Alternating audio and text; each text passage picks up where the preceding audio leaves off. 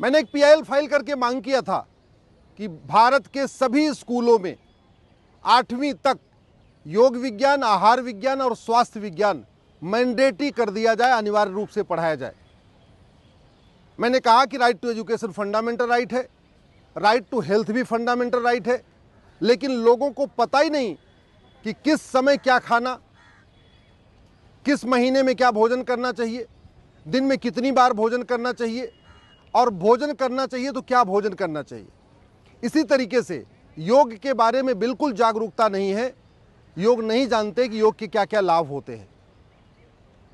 माननीय कोर्ट ने पूरी बहस सुनने के बाद केंद्र सरकार के स्वास्थ्य मंत्रालय, आयुष्मान मंत्रालय को नोटिस जारी किया है, दिल्ली सरकार को नोटिस जारी किया है, केंद्र सरकार के शिक्षा मंत्रालय को नोटिस जारी किया है और उनसे जवाब देने के लिए कहा है। हमारा ये कहना है कि जो भारत में 1 लाख करोड़ के आसपास शिक्षा का बजट है, अगर ये 3 विषय अनिवार्य कर दिया जाए कक्षा 1 से लेकर 8वीं तक, योग कंपलसरी कर दिया जाए, आहार विज्ञान कंपलसरी कर दिया जाए और स्वास्थ्य विज्ञान कंपलसरी कर दिया जाए, अगर कक्षा 8 तक देश के सभी बच्चों को पढ़ाया जाए कि योग, कौन सा योग करने से क्या फ़ायदा होता है और योग की प्रैक्टिस भी कराई जाए, देश के सभी स्कूलों में योग मित्र अगर अपॉइंट कर दिया जाए, तो बच्चे बचपन से ही योग करना सीख जाएंगे, योग के बारे में पूरी तरीके से उनको नॉलेज हो जाएगी। इसी तरीके से स्वास्थ्य विज्ञान, आहार का स्वास्थ्य पे क्या असर होता है, क्या भोजन करने से कैसी शारीरिक स्थिति होती है, कैसी मानसिक स्थिति होती है, और आहार कब कब लेना चाहिए, भोजन कब कब लेना चाहिए, भोजन भी साल में एक जैसा नहीं होना चाहिए, किस महीने में क्या भोजन लेना चाहिए, ये पूरा एक साइंस है, लेकिन हमारे बच्चों को नहीं पढ़ाया जाता। पूरी दुनिया में योग दिवस मनाया जा रहा है।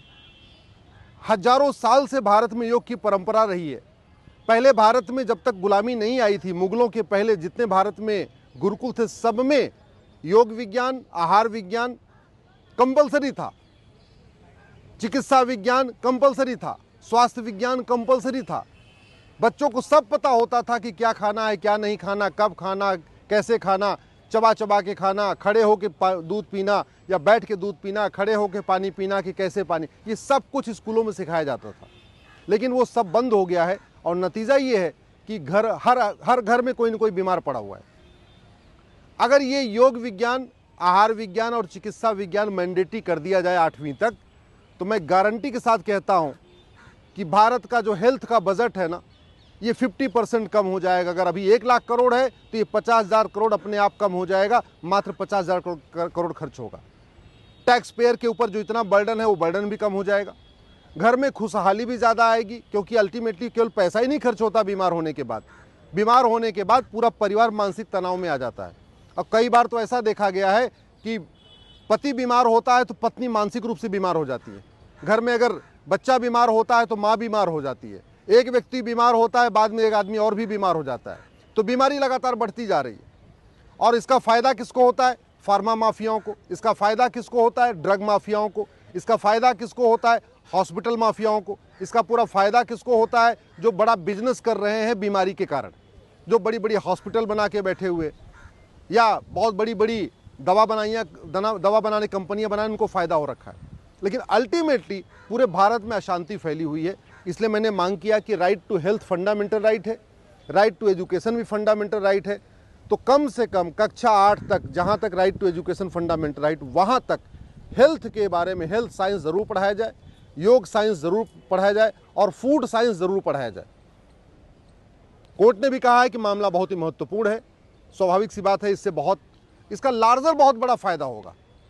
इसका जो सबसे बड़ा फ़ायदा होगा कि जब बच्चे शारीरिक रूप से स्वस्थ रहेंगे और मानसिक रूप से स्वस्थ रहेंगे, तो बहुत सारी जो विकार हैं अपने आप दूर हो जाएंगे।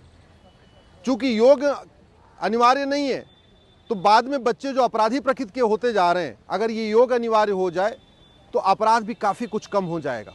जो अराजकता फैलती जाती है, वो उसका मूल कारण है कि योग प्राणायाम अनिवार्य नहीं है। योग प्राणायाम अनिवार्य करने से अराजकता कम होगी। योग विज्ञान को अनिवार्य करने से जब बच्चे योग करेंगे तो उससे जो है अपराध भी कम होगा। आप खुद भी देख सकते हैं, भारत में जितने गुरुकुल चलते हैं, आज तक मुझे किसी गुरुकुल वाला बच्चा घूसखोरी, कमीशनखोरी करते हुए नहीं मिला। आज तक मुझे कोई गुरुकुल का बच्चा किडनैपिंग में नहीं मिला, बलात्कार करते हुए नहीं मिला। कोई गुरुकुल का बच्चा अपहरण नहीं करता, कोई गुरुकुल का बच्चा ड्रग स्मगलिंग का काम नहीं करता, कोई गुरुकुल का बच्चा ह्यूमन ट्रैफिकिंग का काम नहीं करता, मानव तस्करी नहीं करता। गुरुकुल में चूंकि योग अनिवार्य है, स्वास्थ्य विज्ञान अनिवार्य है, आहार विज्ञान अनिवार्य है, तो वहाँ आप देखिए वहाँ के जो बच्चे निकलते हैं वो भारत से भी प्रेम करते हैं, आस पड़ोस भी सबके साथ ठीक से रहते हैं, माता पिता का भी सम्मान करते हैं। तो ये सबसे बड़ा फ़ायदा होगा अगर हमने योग साइंस को अनिवार्य किया, हेल्थ साइंस को अनिवार्य किया और फूड साइंस को अनिवार्य किया। योग साइंस को अनिवार्य करने का जो सबसे बड़ा बात है, जो भारत में एंटी नेशनल एक्टिविटीज़ हैं, अल्टीमेटली आप देखिए आज तक आपको गुरुकुल का पढ़ा हुआ बच्चा कोई आपको जासूसी करते नहीं मिलेगा, गुरुकुल का पढ़ा हुआ बच्चा देश से गद्दारी करते हुए नहीं मिलेगा, गुरुकुल का पढ़ा हुआ बच्चा माओवाद नक्सलवाद में लिप्त नहीं पाया जाएगा, गुरुकुल का पढ़ा हुआ बच्चा अवैध निर्माण नहीं करता, गुरुकुल का पढ़ा हुआ बच्चा अलगाववाद नहीं फैलाता, गुरुकुल का पढ़ा हुआ बच्चा भारत में धर्मांतरण नहीं कराता। और गुरुकुल का जो सबसे बढ़िया है, वहाँ वेद विज्ञान पढ़ाया जाता है, साथ साथ योग विज्ञान पढ़ाया जाता है, आहार विज्ञान पढ़ाया जाता है, स्वास्थ्य विज्ञान पढ़ाया जाता है। तो इसलिए मैं कह रहा हूँ कि भारत के सभी स्कूलों में योग विज्ञान, आहार विज्ञान और चिकित्सा विज्ञान इसको मैंडेटरी किया जाए। बजट भी कम होगा, देश का फायदा भी होगा, सब स्वस्थ रहेंगे, सब खुश रहेंगे, सबका विकास फायदा होगा इससे।